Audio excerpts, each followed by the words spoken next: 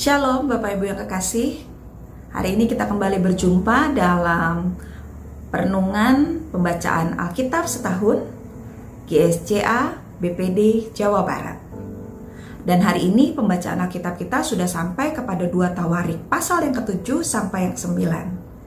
Dan secara khusus saya hanya akan membahas beberapa ayat dari pasal 7 saja.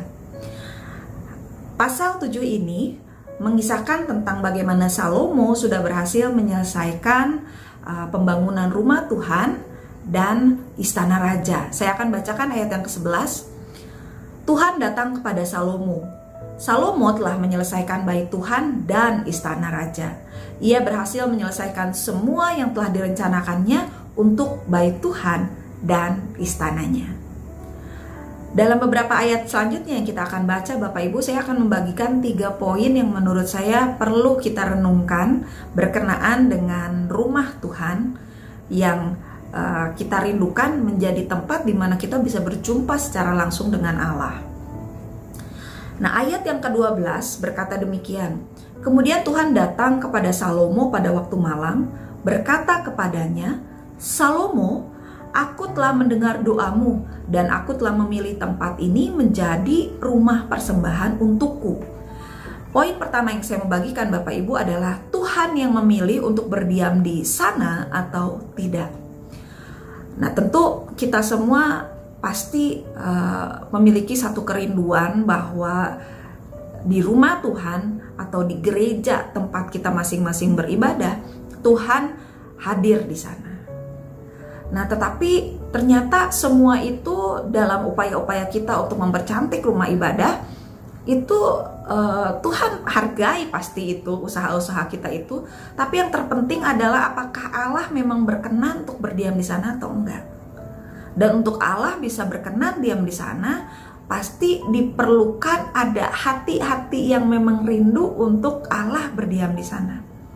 Waktu Salomo menyelesaikan pembangunan rumah Tuhan, saya yakin dia melakukan segenap daya dan upaya yang terbaik yang dia bisa lakukan sehingga rumah Tuhan bisa selesai dibangun dengan megah. Tapi apakah kemegahan itu lantas yang menjadi alasan Allah untuk berdiam di sana? Saya yakin bukan. Saya yakin karena ada kerinduan yang besar dari Salomo sehingga Tuhan melihat pada kerinduan itu dan berkenan untuk memilih diam di sana. Jadi kita perlu ingat, Tuhan nggak melihat pada kemegahan satu tempat. Walaupun satu tempat bisa jadi adalah suatu tempat yang sederhana bangunannya misalnya gitu ya. Tapi kalau ada hati yang rindu mempersembahkan tempat itu sebagai rumah Tuhan, maka bukan hal yang mustahil Allah bisa berkenan untuk berdiam di sana. Hal yang kedua Bapak Ibu, ada di ayat yang ke-14, saya akan bacakan.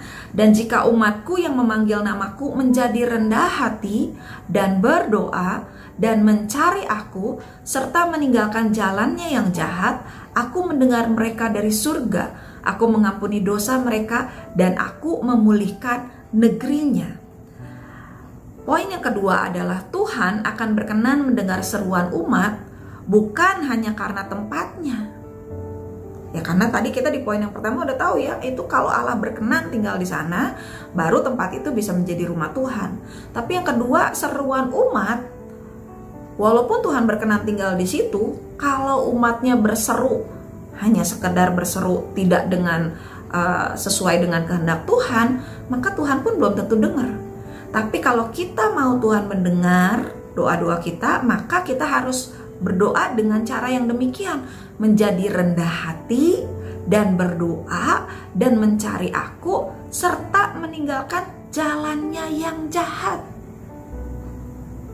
Jadi sikap hati yang benar itu merupakan satu keharusan kalau kita mau doa kita didengar oleh Tuhan.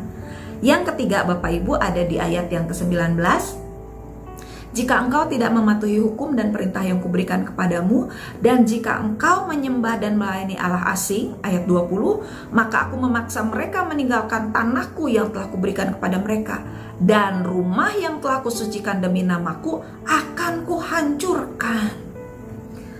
Jadi Bapak Ibu, perlu kita untuk terus menjaga sikap hati kita terus kudus, terus layak, terus berkenan di hadapan Tuhan, agar tempat di mana Allah berdiam itu akan tetap menjadi tempat kediamannya Allah.